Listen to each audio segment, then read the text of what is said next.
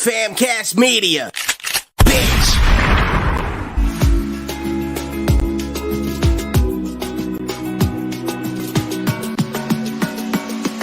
Mi gente, ¿cómo están?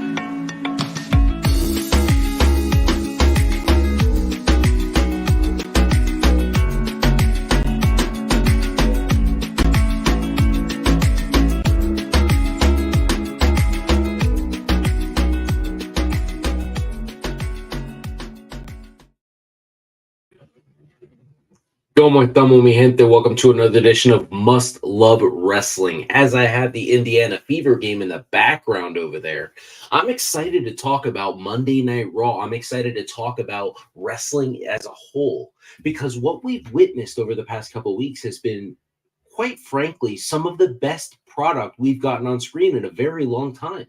Now, I have to be honest with you. A lot of yous have come on the interwebs and you've complained about Damian Priest. You've said that the Punisher, Luis Martinez, he's just not it. That he just doesn't carry himself like a world heavyweight champion. What about now? Because after last night, after witnessing Damian Priest torch Drew McIntyre, I'm talking torch. There is nothing that Drew McIntyre has said in his entire run with CM Punk that came close to factually correct and beautiful lyricism the way Damian Priest got that off yesterday. All he gave us was true facts. So let's go over these facts real quick.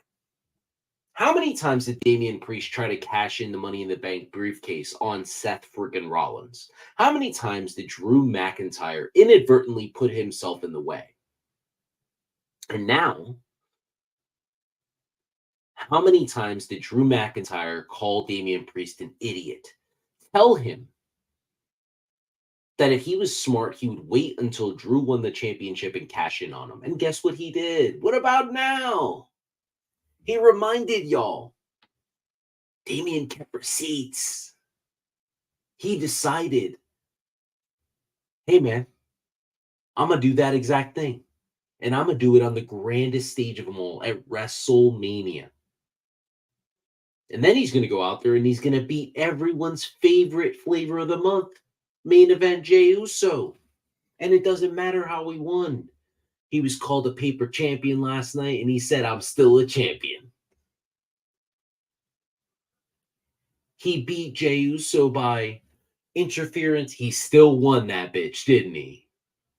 A lot of yous are complaining and you're bitching and you're moaning, but it don't matter because Damian Priest is no longer a transitional champion. Because in wrestling terms of transitional champions, it is 0 title defenses. You hold the championship and you drop it to the next guy.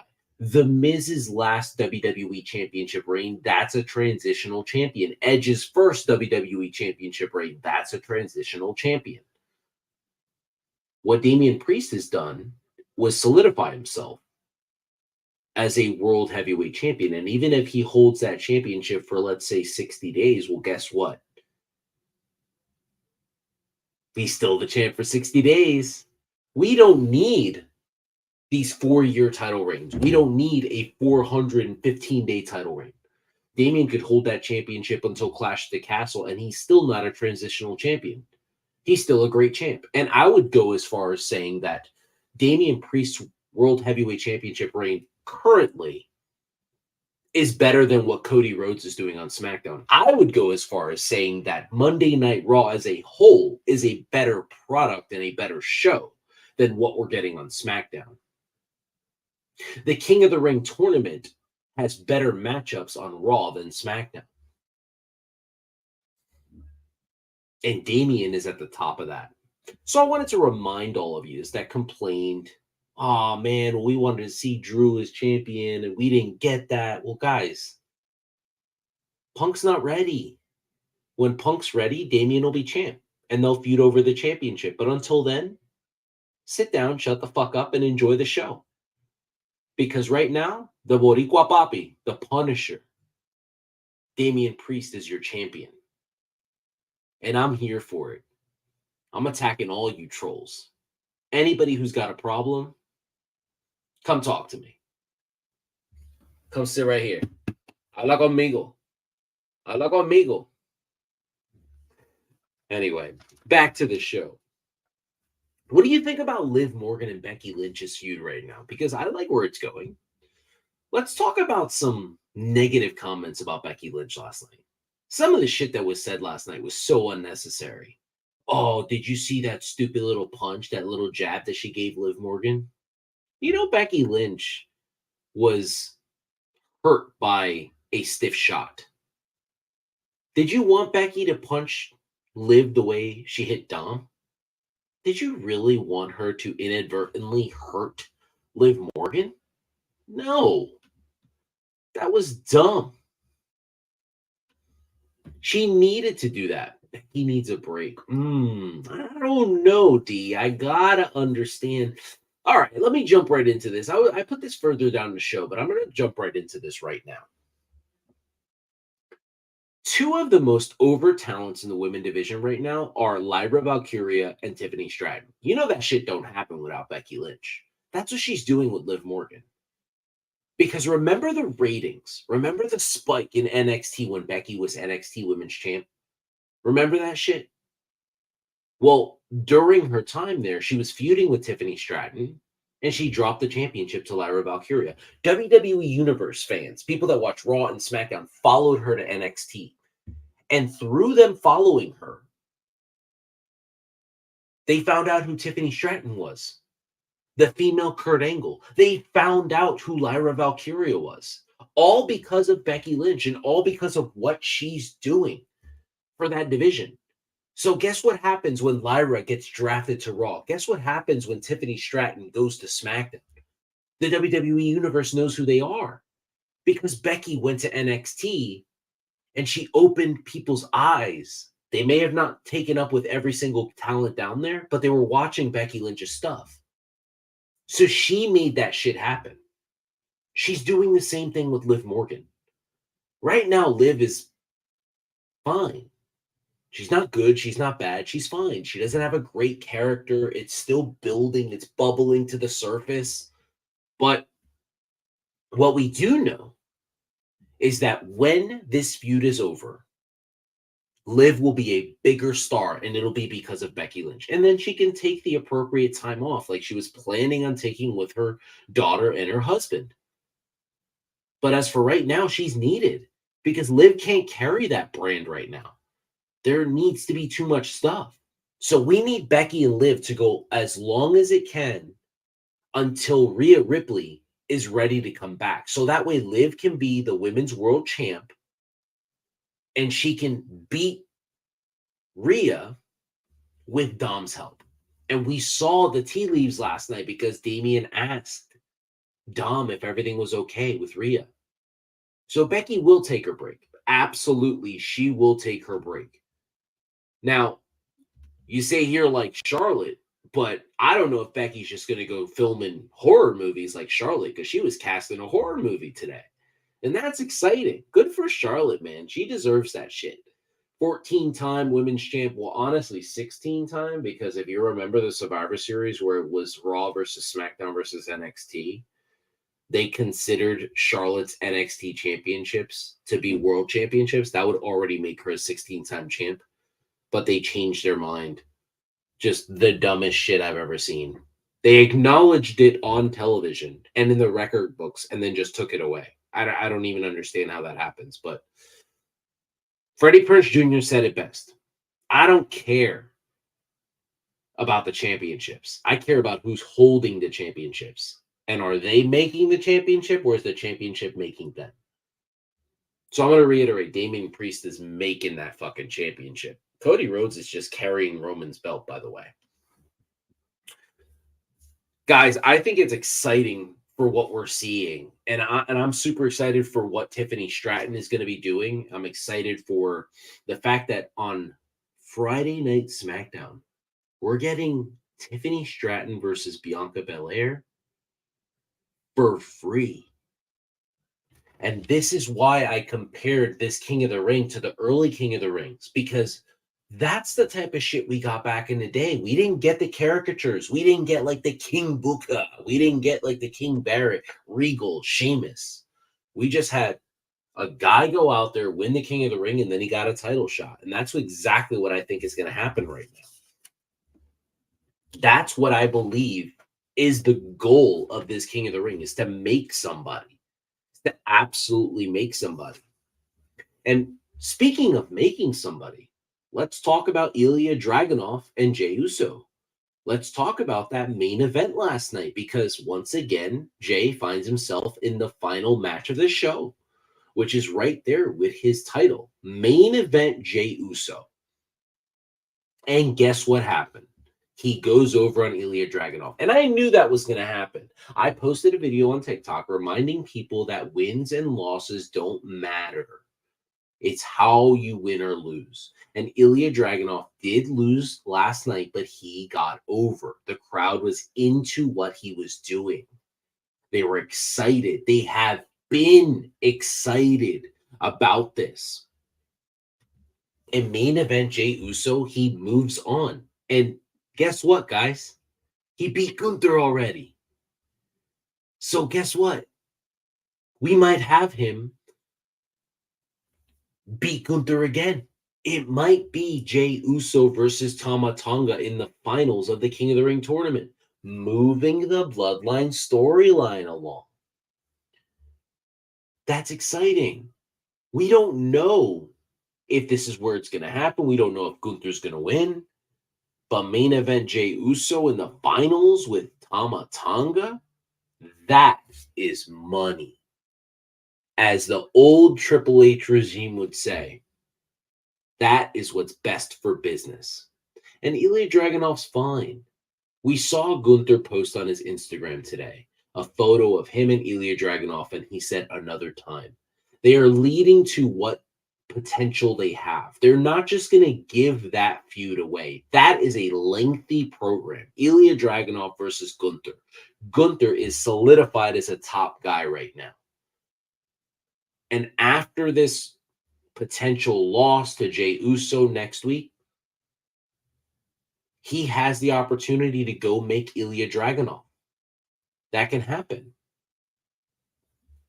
We need to accept it, and we need to be excited about what we're watching instead of trying to dissect every single microscopic thing that we're watching on television. Like the amount of people that have jumped on X talking about how many super kicks, how many splashes, how many spears Jey Uso did yesterday. You guys are the people that don't enjoy professional wrestling. Go keep that shit over there with the Walmart version of professional wrestling, the AEW. WWE is fucking Target. You keep that shit classy over here, all right? You don't need to be counting super kicks. You don't need to be counting spears or splashes, guys. It's about storytelling. And the story that was told yesterday was Jey needed to do what he needed to do to beat Ilja Dragunov because he is the dragon. He is invincible. He's inevitable. But not last night. Because the Fireflies that are now a part of Jey Uso's entrance, whoa, they've moved along. And they've helped him and they've powered him. Let's enjoy what we're watching, guys. There's really no need to dissect it the way you're dissecting it. Did someone say something about AEW? Yeah, let's jump into AEW real quick. So I follow this really great content creator on TikTok, and his name's Casual Wrestling Fan, and he has his own podcast, and he doesn't just post videos. What he does is he does his podcasting like I'm doing now, and then he takes clips and he uploads them on TikTok. And I think that's a really smart way to get over. And we're mutuals with each other, and we've had, a couple of back and forths, but what I loved about what he said yesterday, which I think is going to piss a lot of people off, I actually agree with, which is Will Ospreay's a one-trick pony. There's nothing great about him. He went to AEW because he knows he's a one-trick pony. He wrestles indie style. He doesn't like to sell. He can't do that shit in WWE.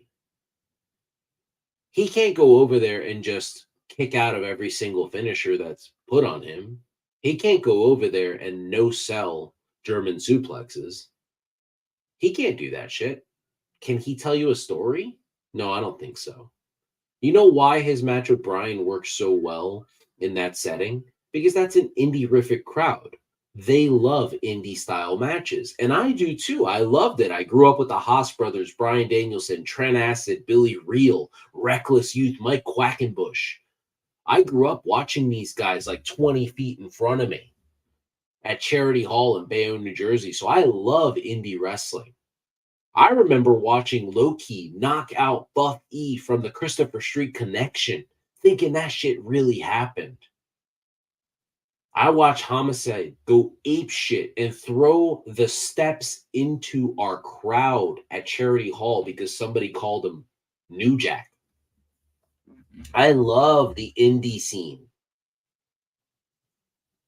But eventually, 5-star matches, dream matches, they're going to wear thin on people.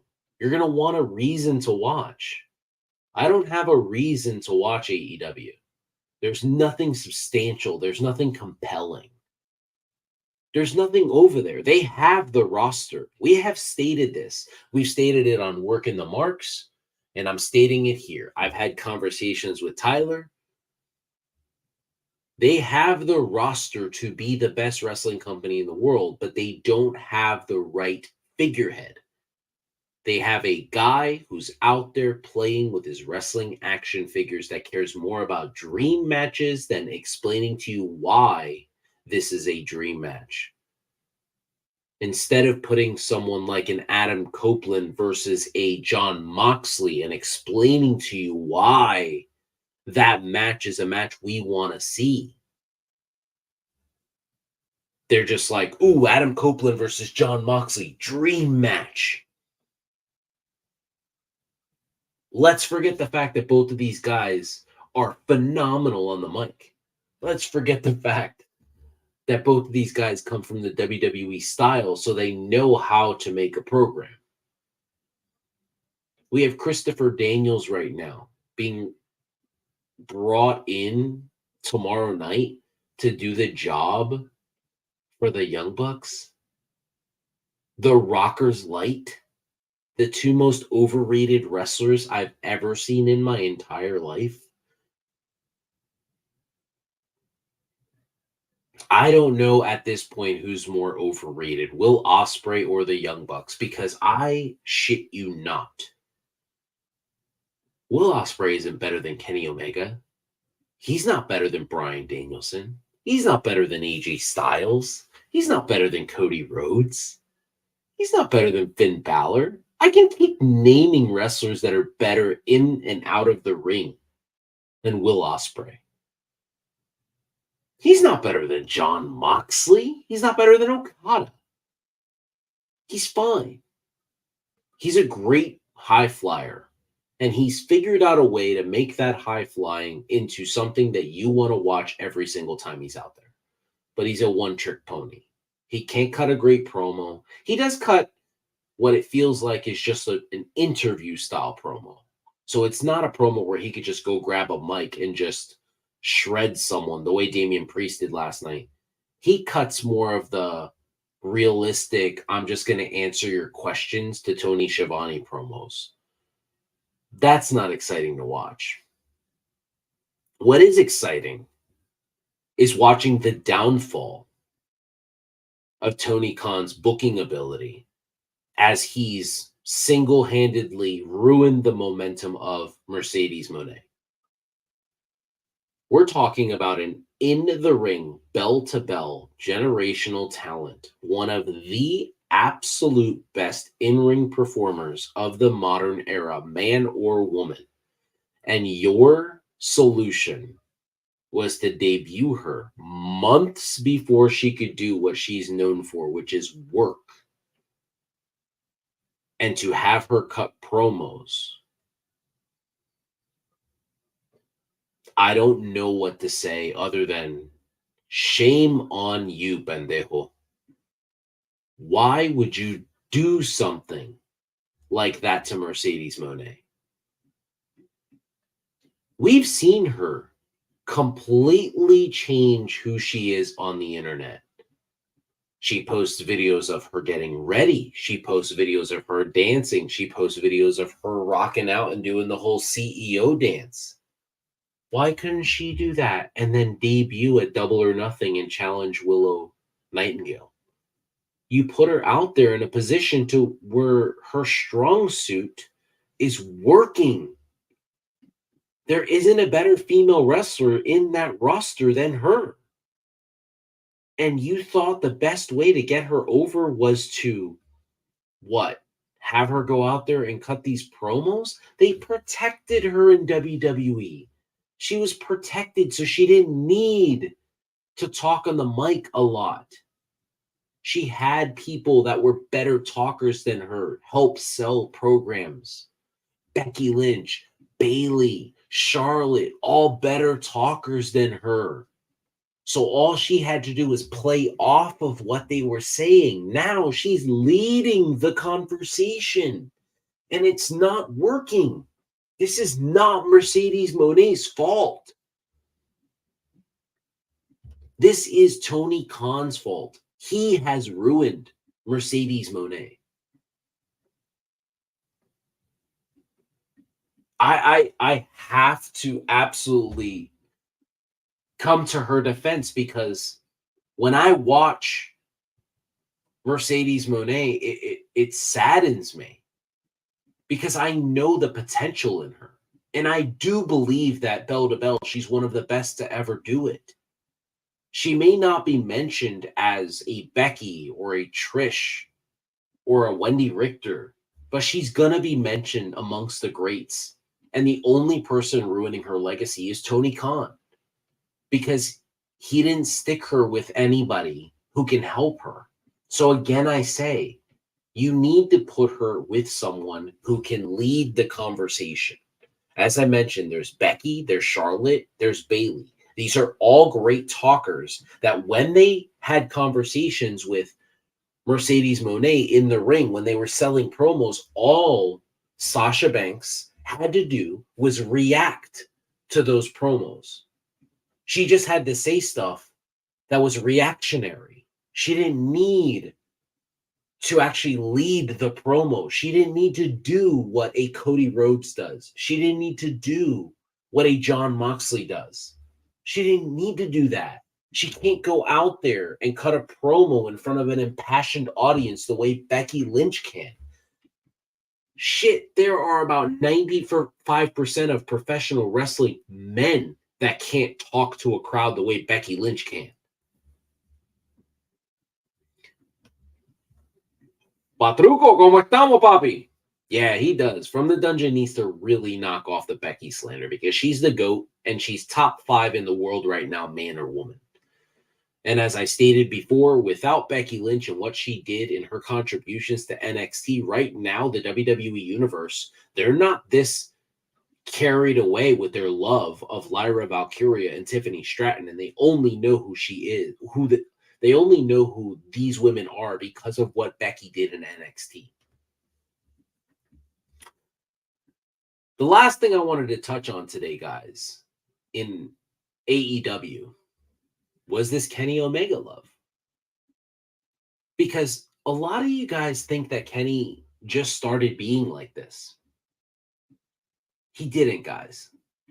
Kenny's always had conversations this way. He's always been the adult in the room. He doesn't partake in the shots at CM Punk. He doesn't partake in shitting on the audience. But what he is he's very honest. He's always been honest. The only time Kenny Omega has taken shots at WWE is when he's done his video game stuff, where he's competed in the finals against Xavier Woods, and then he's taken a shot. But it's been mostly to mess with Xavier Woods for that moment. But Kenny's always said that he wanted more professional wrestlers to sell in the ring. He wanted, like, if you start a match and someone is walking in there with a rib injury, then guess what? Most of my skill set, most of my moves for that match are going to be attacking that body part. And I expect you to sell that injury throughout the match. Even if you are the person that walks in with the injury, it is your job to sell that until you walk back through the curtain.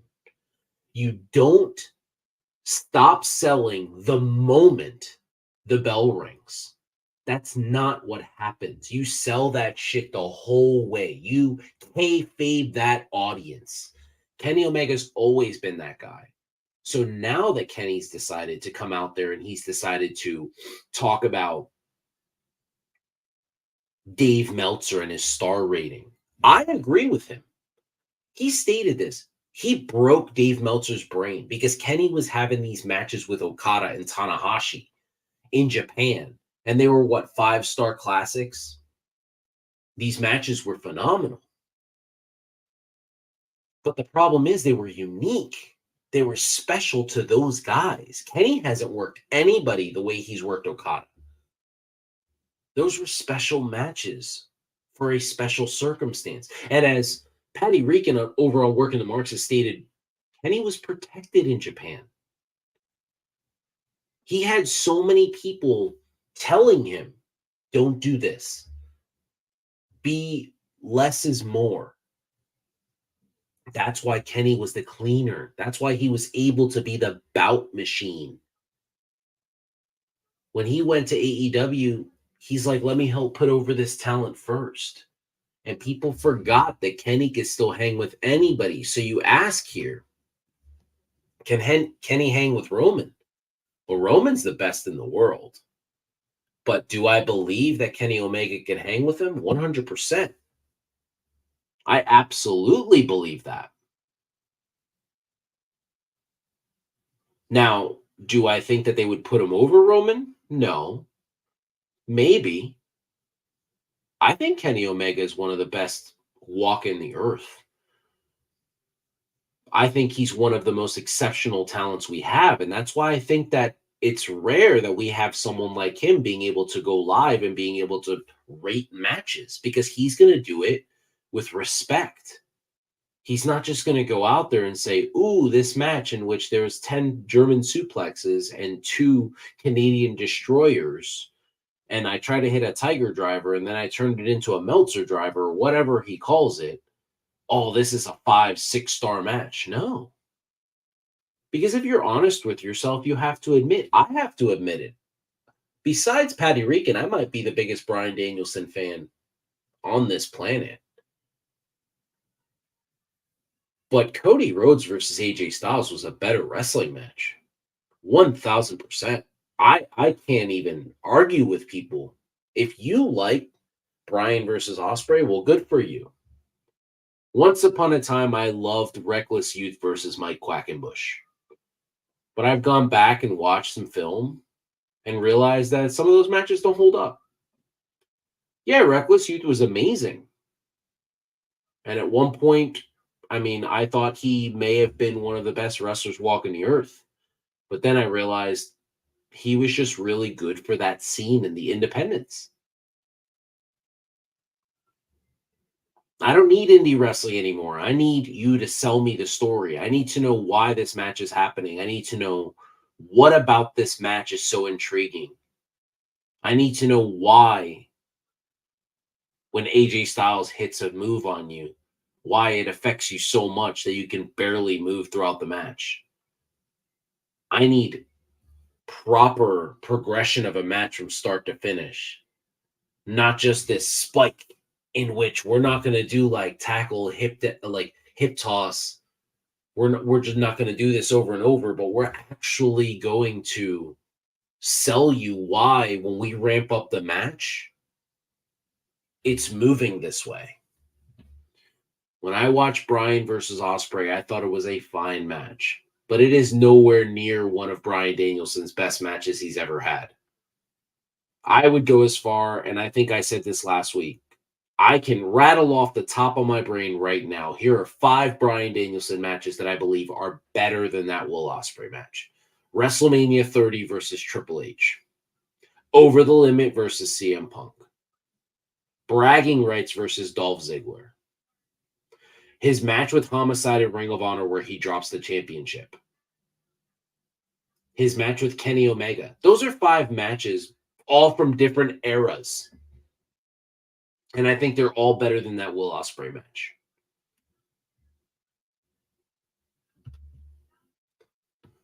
Kenny is capable of doing anything that a booker asks him to do. I might have soured on his presentation in AEW, but when presented properly, Kenny is one of the best going. 100%. You are right. My brother right there with some knowledge. With some knowledge. Oh, yeah, Papa. We had to bring up Reckless Youth. We had to, because we had to let people know how far back in wrestling we go, how far back we go back to the indie days. Because not a lot of people know who Reckless Youth is now. But they need to look him up. But he was a great indie worker back in the day. And I guess I'm a little bit feeling nostalgic because of what happened with Billy Reel. God rest his soul. He passed away recently. And it just really made me think of some of these guys that made me fall in love with that style of professional wrestling, like a Trent Acid, like Xavier. All those guys are gone. And Brandon, Loki, who's one of my absolute favorites. Even now, when I watch Loki stuff, I think, holy shit, man, I wish this guy was like, I wish people were willing to accept who he is as a person, because I think he just rubs people the wrong way. But he should be in WWE because Loki's one of the best. But clearly he's not. But every now and then we get the right mesh of indie style to WWE style. And that's why we have guys like Sami Zayn and we have guys like Kevin Owens. Those guys help us blur the lines between independent wrestling and professional wrestling. And that's the problem is with AEW, there is nobody blurring the lines. It's a bunch of indie workers working a couple of professional wrestlers like a Bryan Danielson, a Adam Copeland, a Christian Cage, a John Moxley. Those guys are professional wrestlers. And they stick to being professional wrestlers. They take their craft seriously. And then you have guys like a Chris Jericho who stopped taking his craft seriously 10 years ago and who decided, I'm just going to go out here and I'm going to work this indie style that is tailor-made for a specific demographic in professional wrestling, but it's just not sustainable. And we've seen it. I mean, I fear that there will be an announcement coming in the next couple of weeks that WWB has decided to end their partnership with AEW. But what I have come to realize is that the toxic fan base of AEW will defend this. Oh, well, fuck Warner Brothers. No. I'm sorry. If they end their partnership with you, it's because they don't see you as valuable anymore. Now, I hope that doesn't happen because for WWE to continue to be this successful, they need someone to push them. Now, AEW is not pushing them in the way of challenging them on television with ratings, with stories, or anything like that. But what they are doing is they're keeping WWE on their toes. Because WWE knows more than anybody how quickly the tides can change. Remember, they were losing the Monday Night Wars, and all it took is one bad decision by Eric Bischoff for them to take all of the ratings. So I think people should be more excited about AEW than they are, but they just make it very difficult. But anyway, guys, thank you so much for tuning in this evening. I really appreciate all of you. Thank you so much for the guys that chipped in the live chat. Thank you, Patty. Thank you from the dungeon. I appreciate you guys so much. Please like, subscribe, and share this video. The best way for Must Love Wrestling to grow is through word of mouth. If you like professional wrestling and you talking about it, then do me a favor, guys. Hold on, player. Whoa. Player. What's up? Hold on, man. Did you get into the whole thing about this this new world order coming about in the AEW, bro? We got a new world order coming around, bro. What's that? We got our homeboy, the fucking Young Bucks, you know, and we got, the guy who took CM Punk out of the AWA. Mighty Jack Perry. Did you talk about the new NWO? Never was over? Yes. Jack Perry is the next Hulk Hogan, brother. Oh my God. Jack Perry is the next. I don't know if you realize it yet. But Jack Perry is the next Hulk Hogan, and we got the Young Bucks are the next Outsiders. Watch. I just had to jump in and say this, bro. I just had to, bro. Well, I mean, they spent a lot of their career marking off of the Rockers anyway, so. This is true, man. But look, I just want people out there to know on the Must Love Wrestling podcast that we here support AEW all the way. All the way, bro. I'm out of here. Just had to say it. Peace. Well, thank you so much. That was D. That was our producer of the show. But I wish that was like after the credits. That would have been great. But once again, guys, thank you so much. Please like, subscribe, and share this video to everybody you can. Jump on Spotify. This will be on there tomorrow. And continue to follow the show. I would love to have interactions with anybody on here.